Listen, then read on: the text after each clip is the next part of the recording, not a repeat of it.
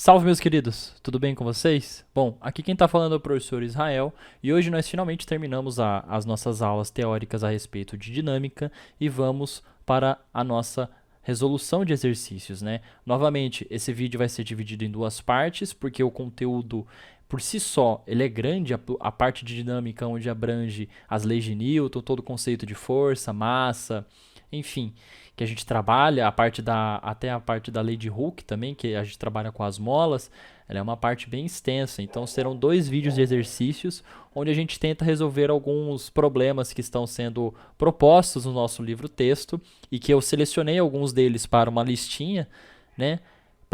Lembrando que essa lista ela já está disponível no Drive para vocês baixarem, também já está no grupo nos grupos de WhatsApp também, para quem não tem o Drive, o acesso ao Drive. A lista ela já está disponível para você baixar e fazer na sua casa. Lembrando que as listas são apenas alguns recortes dos exercícios que já estão no livro.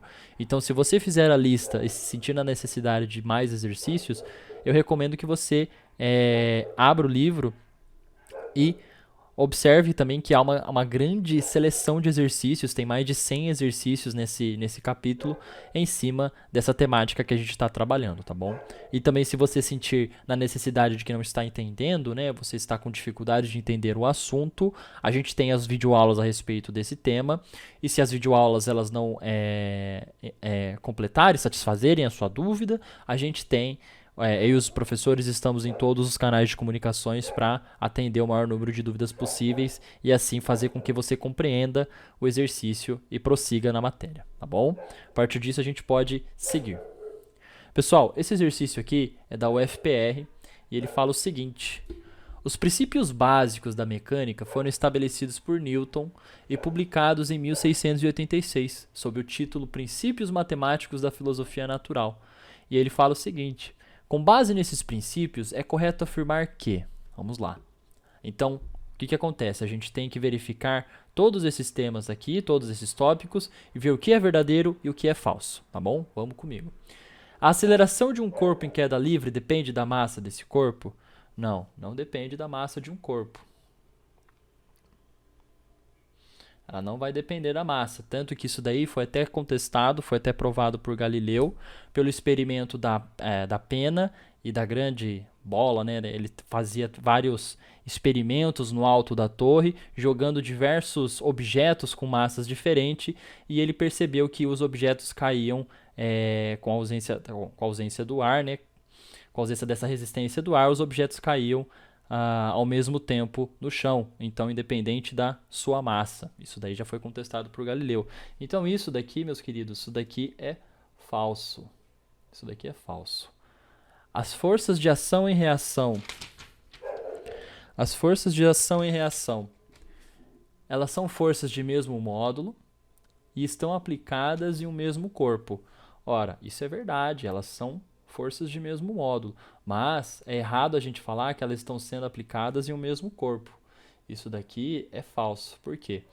Se eu tenho aqui um bloco, e eu estou aqui aplicando uma força A no bloco B. O bloco, pela lei da ação e reação, pela terceira lei de Newton, vai aplicar uma força contrária ao que está sendo aplicado, vai aplicar uma força contrária à minha força A, logo a força AB ela é menos a força BA. Ela não está sendo aplicada no mesmo corpo, as duas forças estão sendo aplicadas diferentes. A força que eu estou aplicando na caixa, estou aplicando na caixa. E a força que a caixa está aplicando, ela não está aplicando na caixa, está aplicando no que está sendo aplicado. Nesse caso seria a mão, o objeto, enfim, a outra parte que estaria aplicando a força. Tá bom? Então isso daqui é falso também. O terceiro item. A massa de um corpo é uma propriedade intrínseca desse corpo. Sim, é uma propriedade intrínseca do corpo, propriedade natural. 4. As leis de Newton são válidas apenas para referenciais inerciais? Sim, elas são válidas apenas para referenciais inerciais. Isso daí acaba sendo válido também. A gente não consegue aplicar as leis de Newton para referenciais que não são inerciais. Quanto maior for a massa de um corpo, maior será a sua inércia. Isso daí também é verdade. O que seria a inércia, seria o estado de repouso, né? O que significa? Quanto maior a massa de um corpo, maior a força que eu teria que produzir para tirar esse corpo do estado de inércia. Ou seja, se você vai tentar movimentar uma geladeira que está cheia, lotada, é muito mais difícil você movimentar a geladeira que está lotada do que uma geladeira que está vazia, porque tem menos peso, tem menos massa, né? Você tirou alguns itens. Então a inércia desse objeto ela é menor. Então, quanto maior for a massa, maior será a sua inércia. Vai ser mais difícil você movimentar ela. Você tem que aplicar uma força muito maior para tirar ela do estado de repouso. Aí o sexto e último. A lei da inércia, que é uma síntese das ideias de Galileu sobre a inércia, afirma que para manter um corpo em movimento retilíneo uniforme é necessária a ação de uma força. Isso daqui é falso, meus queridos. Para manter um corpo em movimento, você não precisa necessariamente de uma força. A gente precisa que ele esteja inércia, com ausência de forças, na verdade, porque se por um acaso houver houver uma força, que nesse caso pode ser uma força de atrito, alguma coisa, isso irá afetar o movimento do nosso objeto, fazendo com que ele pare, fazendo com que ele desvie da rota, e isso iria atrapalhar o desenvolvimento. Então, não é que necessariamente para manter um corpo em movimento você precise de uma força. Você não precisa necessariamente da força para manter ele em movimento constante. Tá bom? A partir disso daí, a gente pode selecionar só os 3 itens aqui, ó, 3, 4 e 5, como itens verdadeiros. Tá bom? Sem muita dificuldade nesse exercício, um exercício mais conceitual, que a gente gosta para trabalhar e aplicar os conceitos que a gente aprendeu durante as aulas. Tá bom? Esse daqui é mais um exercício numérico, onde nós aplicamos a segunda lei de Newton, que é o princípio fundamental da dinâmica, onde nós vemos aqui, ó, a força, ela nada mais é que um produto da massa vezes a aceleração que está sendo aplicada em um objeto. Lembrando que a força ela é uma grandeza vetorial juntamente com a aceleração. A única grandeza que não é vetorial nessa equação é a massa, que é uma grandeza escalar. Ela não possui módulo, direção. Ela só possui o valor dela absoluto, né? Mas ela não possui direção e nem sentido. Tá? Esse daqui é da UFMG. E ele fala assim: submete-se um corpo de massa de 5.000 kg à ação de uma força constante, que a partir do repouso imprime uma velocidade de 72 km por hora ao fim de 40 segundos. E aí ele fala para a gente determinar, letra A intensidade da força que está sendo aplicada. Ora, ele já deu alguns dados para a gente. Primeiro, ele deu a massa, que é 5... Eu vou transformar em notação científica. 5 vezes 10 a terceira quilos. Tá? Isso daqui, 5 vezes 10 a terceira. Esse 10 a terceira é 1.000, tá? É o valor que representa o 1.000. Porque é o 10 multiplicado 3 vezes. 10 vezes 10 vezes 10. Aí fica 10 a terceira aqui. Ok? Ele deu a velocidade, né? Que a partir do repouso está sendo aplicado, 72 km por hora.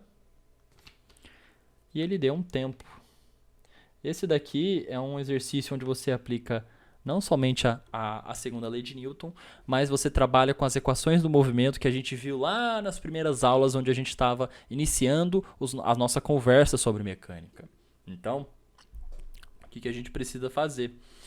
Vamos primeiro converter para a gente trabalhar. Como a gente está aqui com o segundo e o nosso referencial aqui está em hora, eu vou transformar esse 72 km por hora para metros por segundo.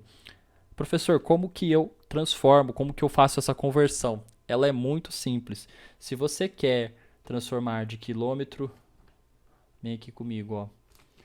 Conversão. Se você quer transformar de quilômetro por hora para metros por segundo, você vai dividir por um valor de 3,6. Se você quer fazer o processo contrário, de metro por segundo para quilômetro por hora, você vai multiplicar por 3,6. Tá bom? Sem problemas aí.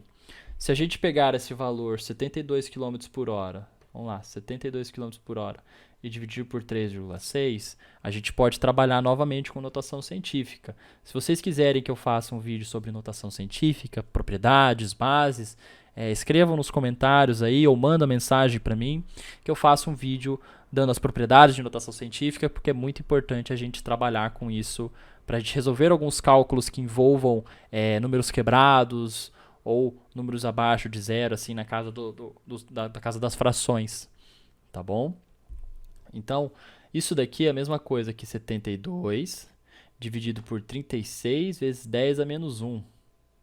Isso daqui, 3,6, nada mais é que 36 dividido por 10. Esse 10 a menos 1 é uma das propriedades de potência.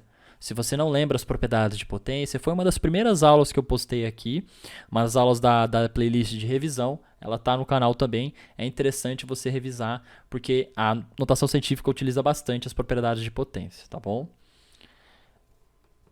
Isso daqui, pela propriedade de potência, eu posso jogar o 10 a menos 1 lá para cima, e segundo a propriedade de potência, eu altero o sinal. Se aqui está menos, ele vai aqui para cima como mais. Então fica 72 dividido por 36 vezes 10. Tá? 72 dividido por 36, esse daqui é o dobro. 72 é o dobro de 36, então fica 2. Logo, 2 vezes 10 fica igual a 20 metros por segundo. Está convertida a nossa velocidade. Isso daqui é igual a 20 metros por segundo, pessoal. 20 metros por segundo. Legal, né?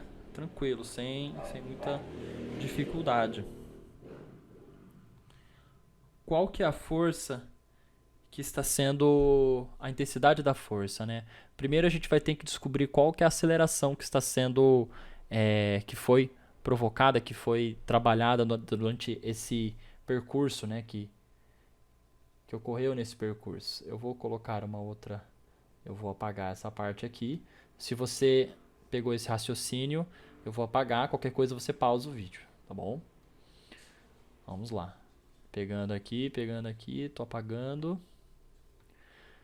O que vamos fazer? Primeiro nós temos que descobrir a aceleração para depois descobrir a força, o valor da força que está sendo aplicada nesse nosso movimento, tá bom? Então vamos lá. Como que a gente vai descobrir a aceleração? Ele já deu os dados para a gente, ele deu a velocidade e deu o tempo que foi durante esse trajeto, né? Ora, a gente quer saber a aceleração, a gente pode usar a equação da velocidade instantânea, que é a vovó AT, né? Vovó AT.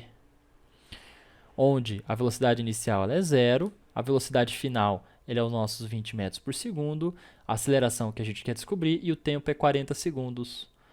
Eu vou passar o 40 dividindo, vai ficar 20 dividido por 40, 0 corta com 0, 2 dividido por 4 vai dar o valor de meio metro por segundo ao quadrado. Esse é o valor da aceleração. Anota aí, eu vou anotar aqui do meu lado. Ó. A aceleração é meio metro por segundo ou 0,5 metros por segundo. É a mesma coisa. Eu posso trabalhar da melhor forma possível, mais rápida. Tá? Seguindo então. A partir disso, agora a gente consegue, com a aceleração, calcular o valor da nossa força. Ora, força a gente utiliza, ó, F igual a ma. Força é o que a gente quer descobrir. A massa é 5 vezes 10 a terceira quilo. Qual que é a aceleração? É 5 vezes 10 a menos 1, que é 0,5. 0,5 é 5 vezes 10 a menos 1, que é 5 dividido por 10. Tá? Lembrando de novo da propriedade de potência e a notação científica. Então, pela propriedade de potência, lembra que eu falei para vocês? Bases iguais, nós somamos os expoentes. Então, menos 1 mais 3, isso daqui ó, dá 2. Serve também aqui, ó, 5, aqui é 1 e aqui é 1. Vai dar 5 ao quadrado, mas a gente sabe que 5 vezes 5 é 25. Logo, isso daqui fica 25 vezes 10 ao quadrado. 25 vezes 10 ao quadrado é a mesma coisa que 25 vezes 100. Então, isso daqui fica 25, né, vezes 100, que dá 2.500 newtons.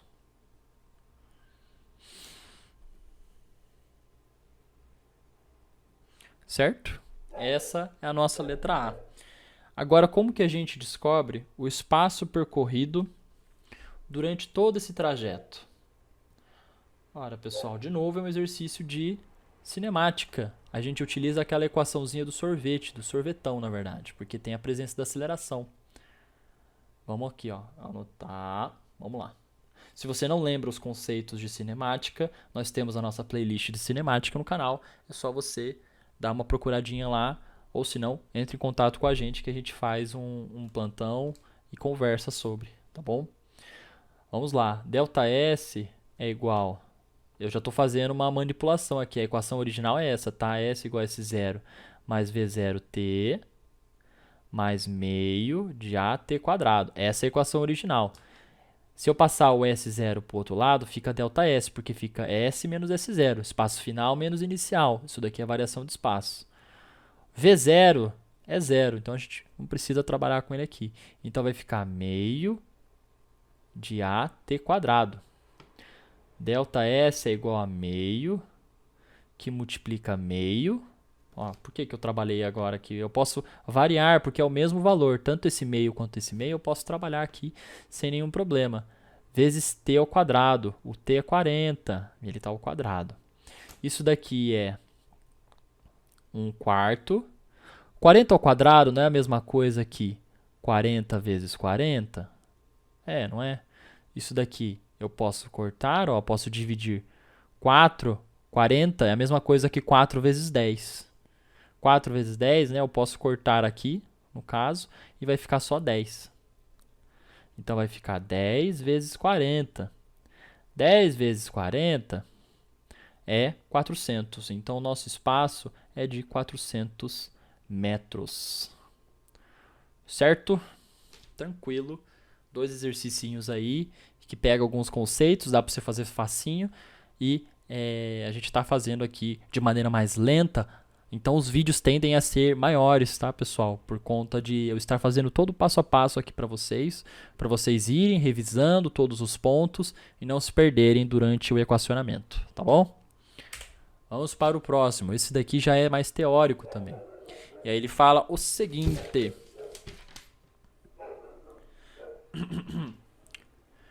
No livro Viagem ao Céu, de Monteiro Lobato, ele afirma que quando jogamos uma laranja para cima, ela sobe enquanto a força que produziu o movimento é maior que a força da gravidade. Quando a força da gravidade se torna maior, a laranja cai. Assinale as proposições corretas.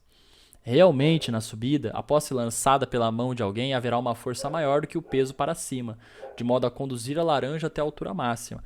Esse daqui é um erro muito comum das pessoas, porque elas acham que a partir do momento que você joga alguma coisa para cima, há a presença de uma força que faz que movimenta a nossa bolinha, a nossa laranja, seja o que for para cima. Isso daí é um conceito, é uma concepção prévia que as pessoas têm pelo fato de você simplesmente jogar a bolinha para cima, que há a presença de uma força que está empurrando a bolinha para cima.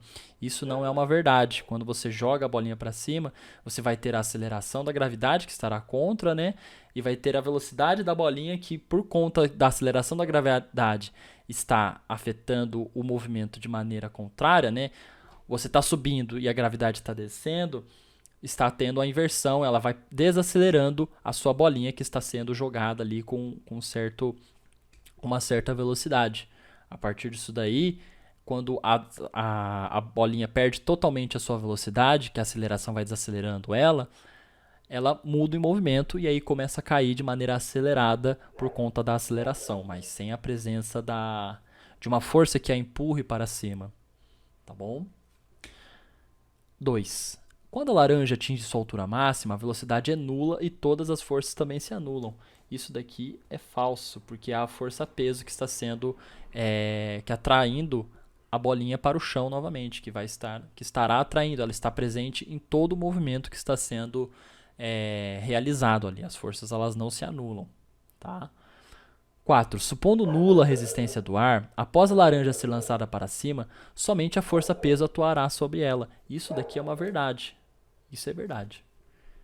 Para que a laranja cesse sua subida e inicie sua descida, é necessário que a força da gravidade seja maior que a força mencionada para cima.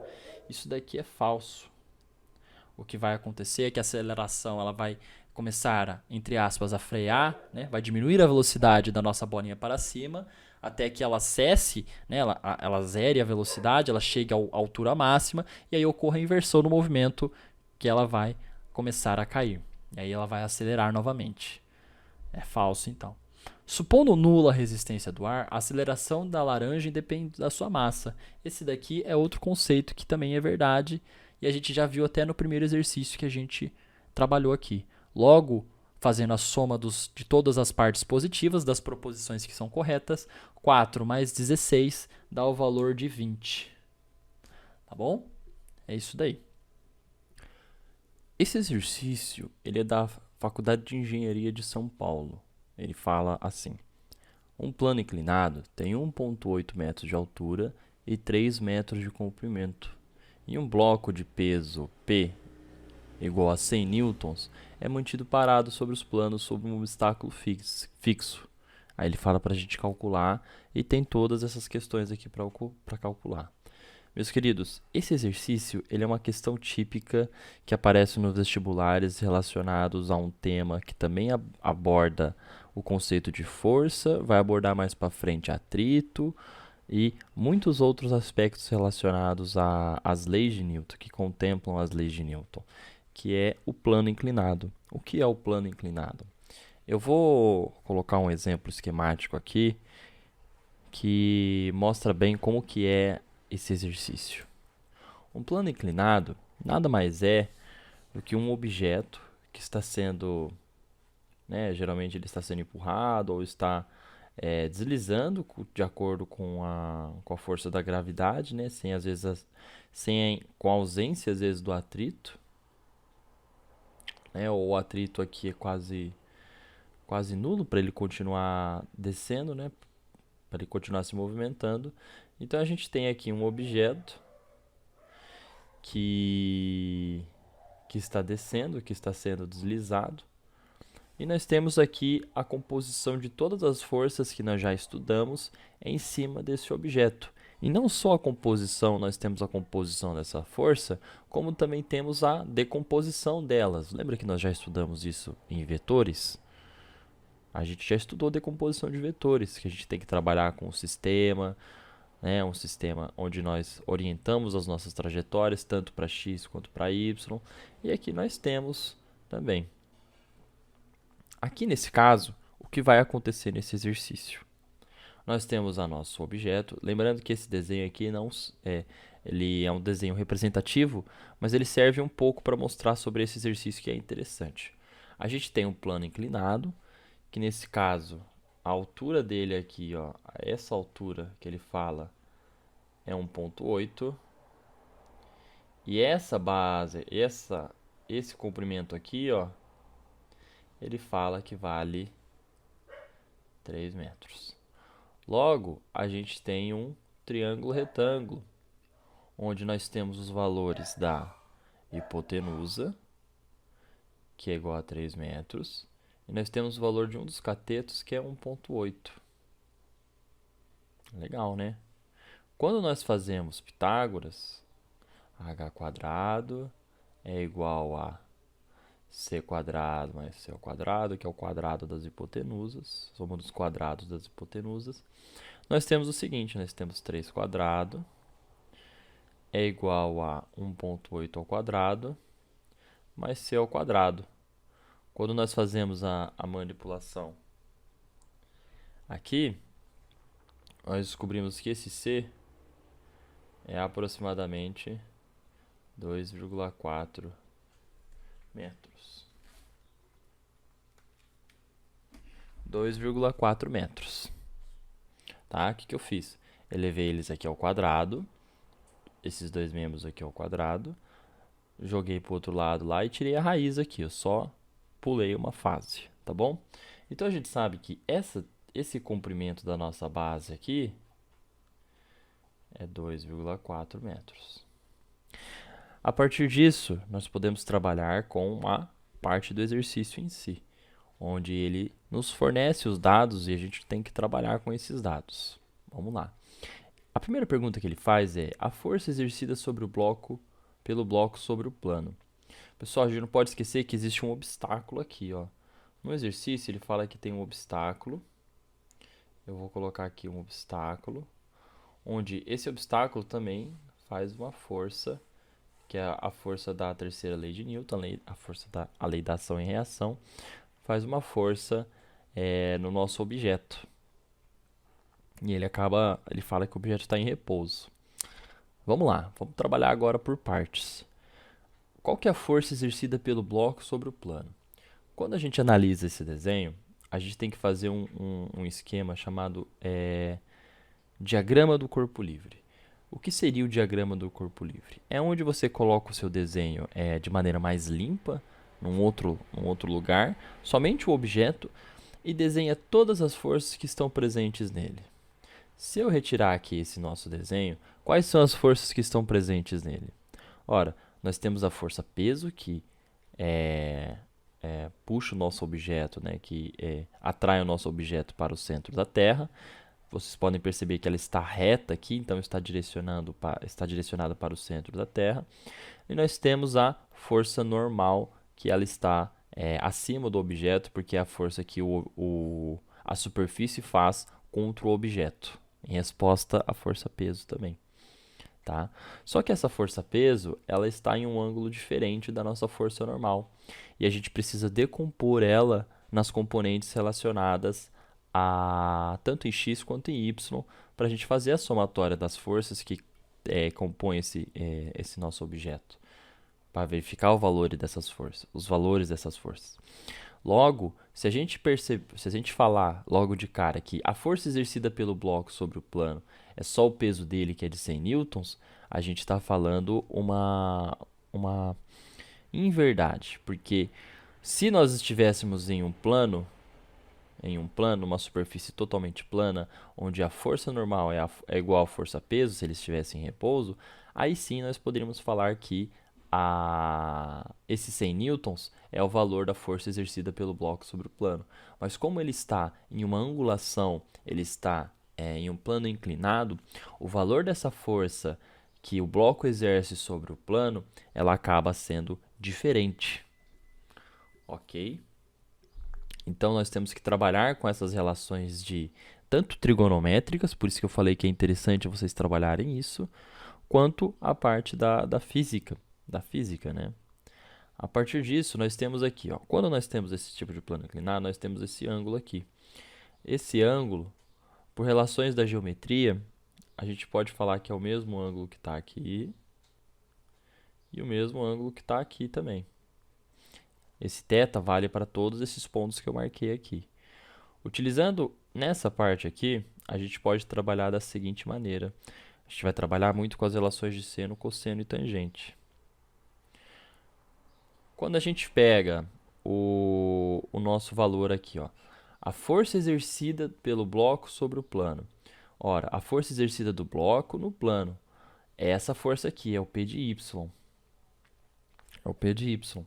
É quase como se fosse essa força aqui também, ó. É a mesma força, só que ela só está tracejada, ela só está projetada. Lembra que a gente falou sobre a regra do paralelogramo? É a mesma coisa aqui, tá, pessoal? A força exercida pelo bloco sobre o plano é o P de Y. Logo, a gente tem que descobrir esse P de Y.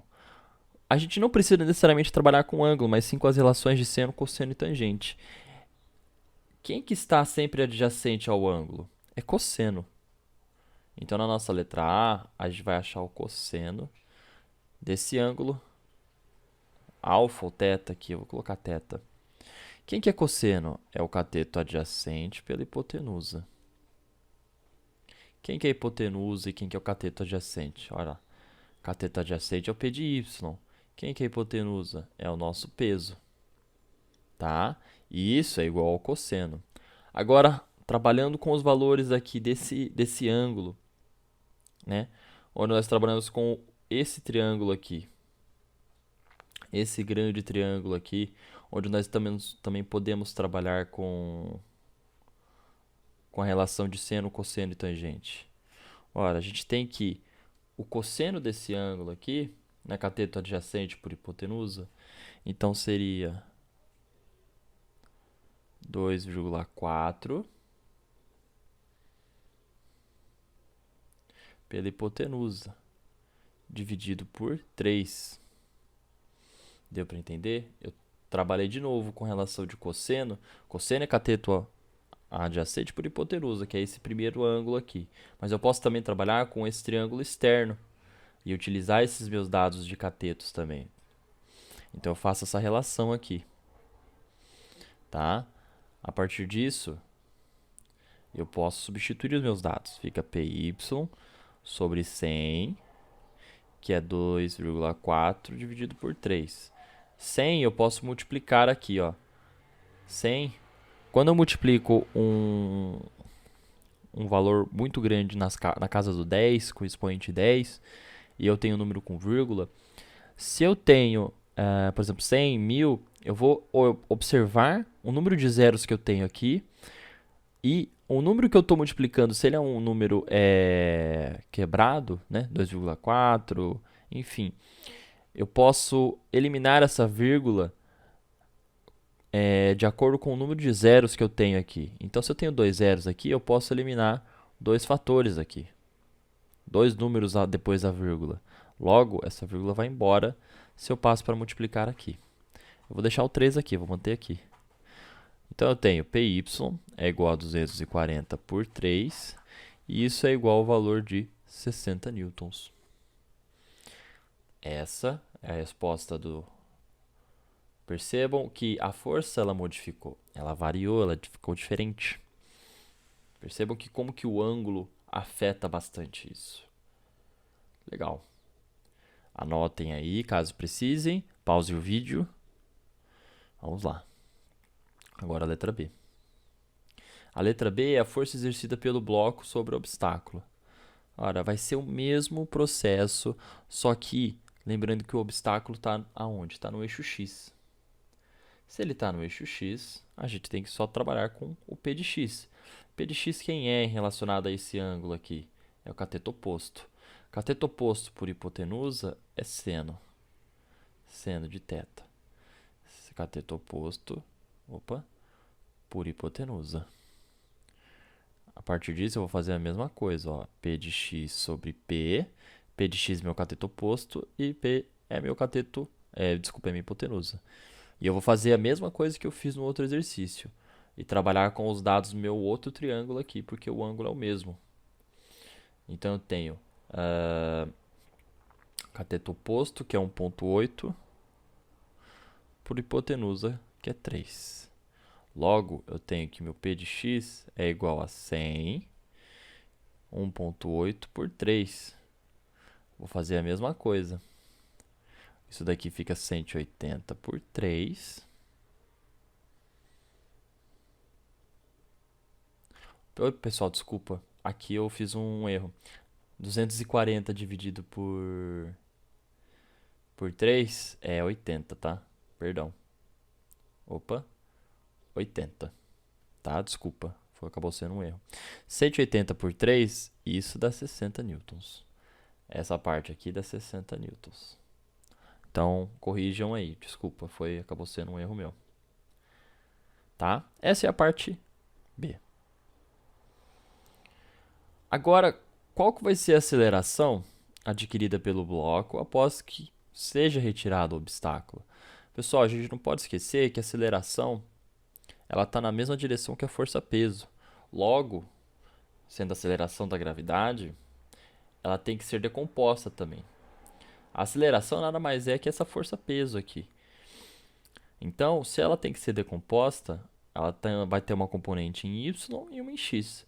Se ele quer saber a aceleração adquirida pelo bloco quando for retirado o obstáculo, ele quer saber o a de x. O a de x nada vai ser que a relação entre o a de x sobre a vai ser a mesma coisa, porque vai ser seno também, vezes o seno desse ângulo.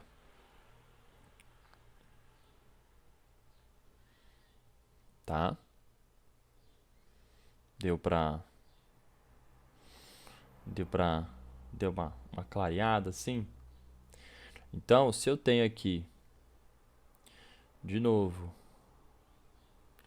eu vou pegar aqui o meu valor, meu a de x, e eu vou utilizar novamente os valores que eu tenho do meu exercício. A de x é igual... Lembrando que a aceleração aqui é 10. O seno é 1,8 por 3. Logo, se eu pego aqui 10 vezes 18, vezes 1,8 é 18. Então vai ficar 18 por 3. Isso daqui é igual a 6 metros por segundo ao quadrado. Essa é a aceleração do nosso objeto quando retirado o obstáculo. E qual será o tempo gasto pelo bloco para atingir o plano após ele ser solto? Isso daqui já acaba sendo um exercício nosso de cinemática. A gente utiliza a nossa equação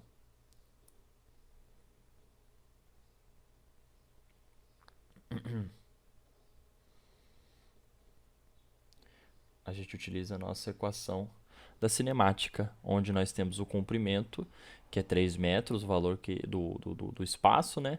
Então vai ficar ΔS é igual a meio de AT quadrado.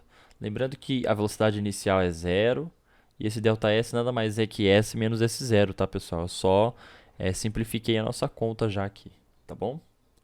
Então, isso daqui é 3, meio de 6t quadrado. Isso daqui eu posso cortar com 2. Vai ficar 3. 3 dividido por 3 eu vou mandar embora. T ao quadrado é igual a 1. Logo, t é igual a 1 segundo. Tá bom? Esse é o fim do nosso exercício.